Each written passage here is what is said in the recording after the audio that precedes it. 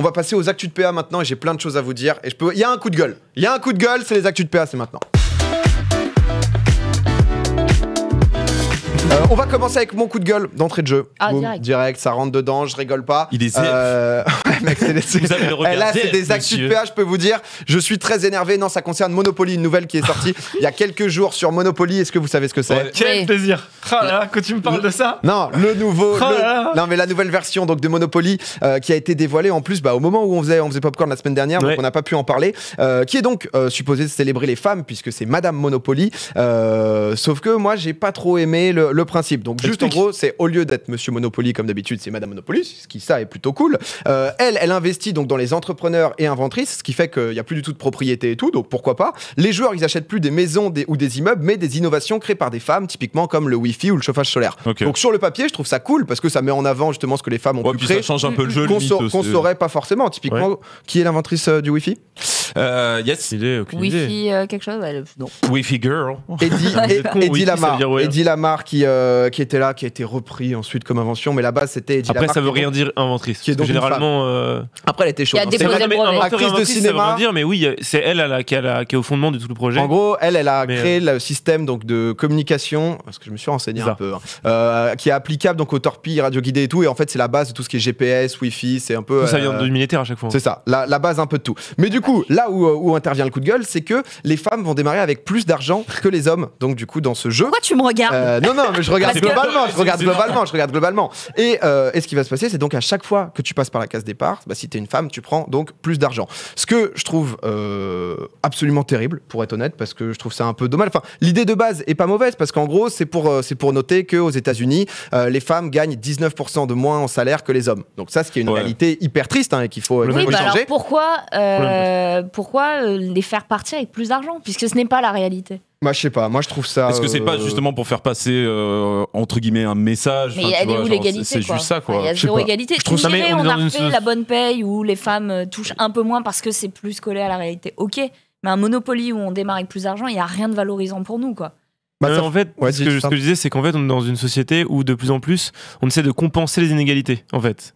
Sauf qu'en fait, compenser les inégalités, il y a deux façons de le faire. Soit tu fliques pour éviter qu'il y ait des inégalités, soit tu exacerbes l'inégalité en l'inversant. Et donc voilà, en fait, de plus en plus, il y a énormément de discriminations positives qui sont faites. C'est pas une mauvaise chose. Clairement. Mais quand tu commences à dévaloriser quelqu'un qui est mieux qu'un autre, pour faire de la discrimination positive, ça devient terrible. Et là, en fait, ils sont rentrés dans le jeu de cette société progressiste extrême, qui est très bien décrite dans le reportage sur Evergreen d'ailleurs, que peut-être certains ont vu. J'avais maté ce reportage justement parce que tu l'avais linké. Mais en gros, ce que je trouve absolument terrible, ce qui rejoint à peu près ton propos, c'est que justement la cause féministe, qui est une cause juste, justement, ça l'a fait encore plus passer pour une cause de malade mentale. C'est de l'enfantilisation en fait. Comme si justement le principe même du féminisme, c'était de vouloir les femmes au-dessus des hommes. Alors, ce qui n'est pas, je pense, la majorité des féministes raisonnables et normal, quoi. C'est d'avoir justement tout simplement une égalité, de pas être payé moins que les hommes et tout. Et donc du coup là, en montrant un truc qui est justement en mode les hommes vous valez moins que les femmes, donc on va moins vous donner d'argent, ça met le message totalement inverse. Et là où la société est en train de progresser pour aller dans un bon chemin.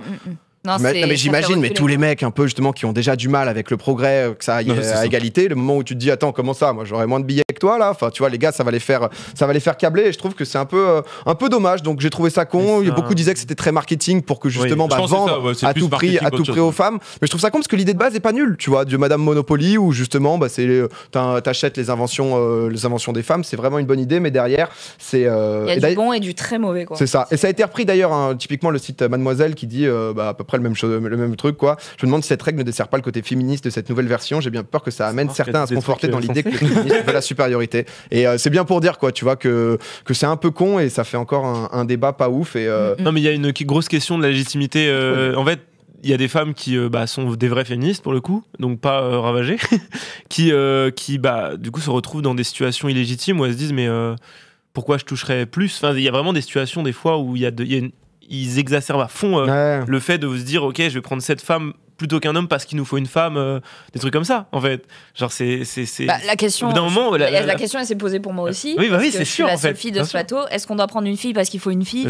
Pourquoi il faut une fille absolument? Ça a été une grosse réflexion. C'est ça aussi la réflexion. Donc toi, t'as l'intelligence de de prouver ta légitimité par tes actes, mais tu as certaines personnes qui n'ont pas les outils ou peut-être pas le contexte pour permettre de se légitimer de façon évidente, et du coup elle se pose la question en permanence, est-ce que j'ai vraiment ma place ici, parce qu'il y a cette mentalité de discrimination positive t'as une pression quoi.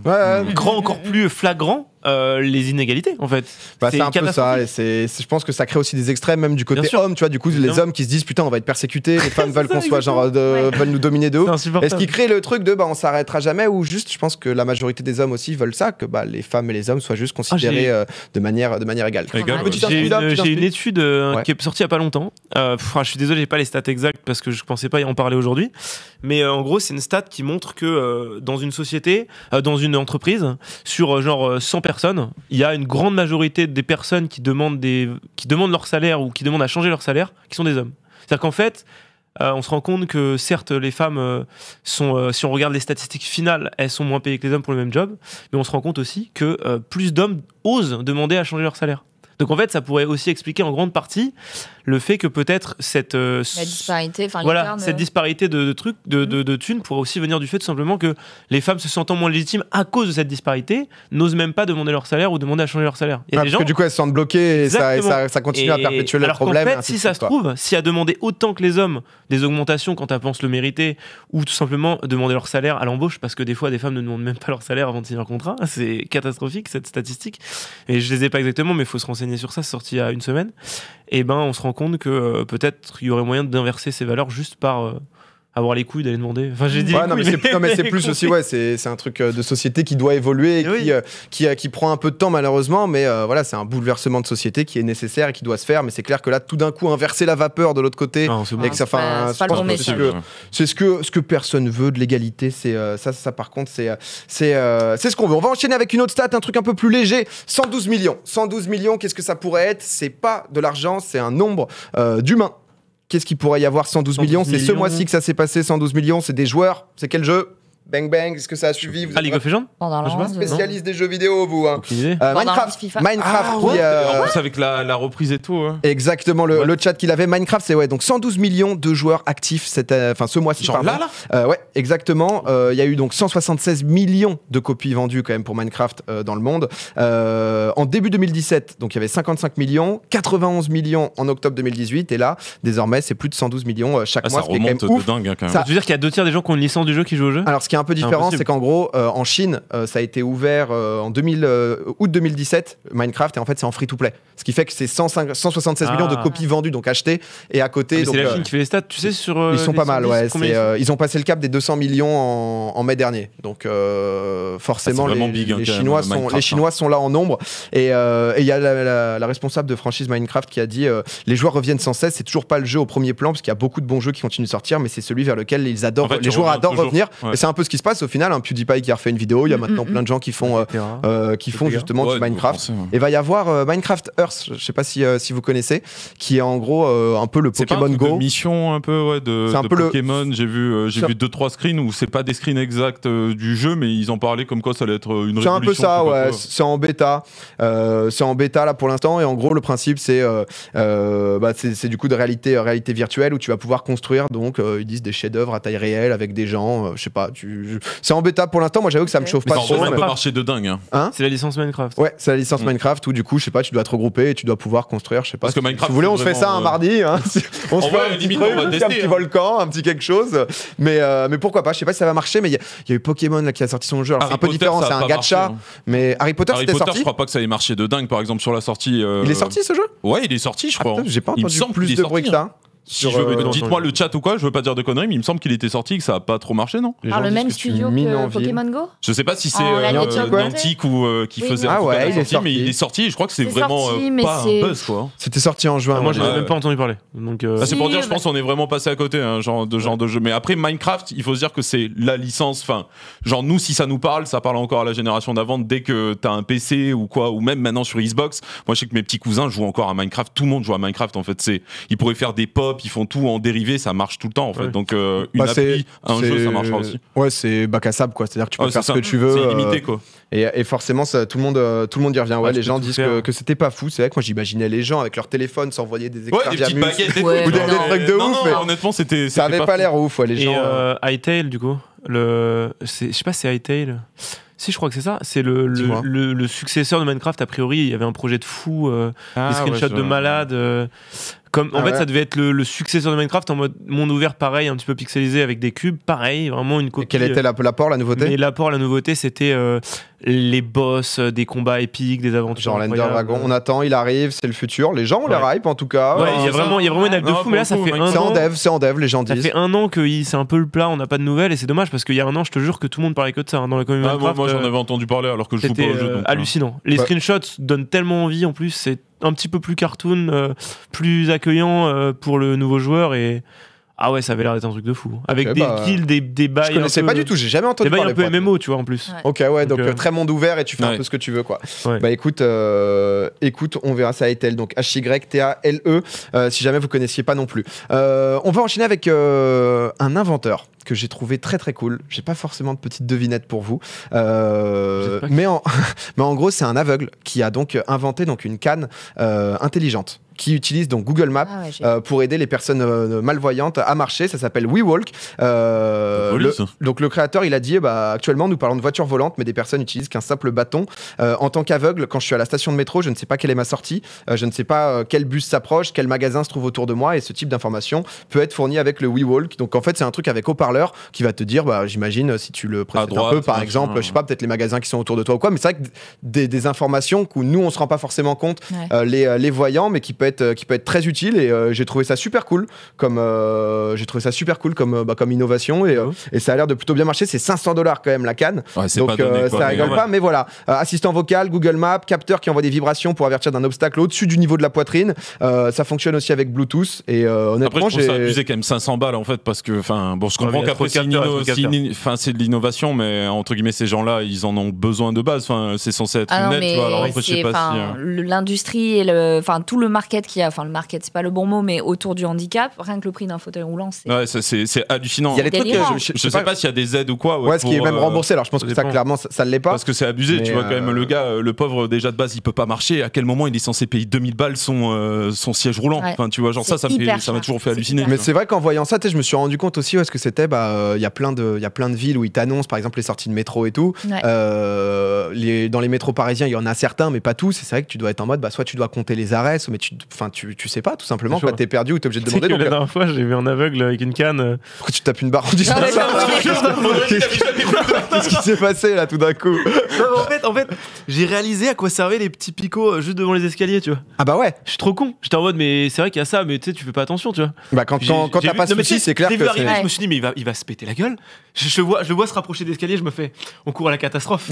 Il n'a pas vu l'escalier, c'est impossible, tu vois. Parce qu'il est aveugle. Et puis après il voit il sent les picots. J'étais bien joué à lui, franchement. Non, ça va, non mais c'est vrai que parfois nous on se rend pas compte quand t'es c'est sûr, privilégier un bon fauteuil, c'est 5 cannes. C'est vrai que c'est cher, mais en tout cas, j'ai vu ça et j'ai trouvé ça plutôt très cool. Un autre truc qui s'est passé, alors cette fois-ci sur Google Maps, petit fait divers, mais ils ont retrouvé, j'ai trouvé ça incroyable, le corps d'un homme après 22 ans après, grâce à une photo aérienne de Google Maps que vous voyez donc là. Attends, du coup, mais à quelle heure tu sais que c'est un corps? Alors en fait, ça c'est une voiture. Ce qui s'est passé, l'histoire, c'est donc c'est un internaute c'est un internaute qui se baladait dans le coin sur Google Maps parce qu'il voulait acheter donc une résidence.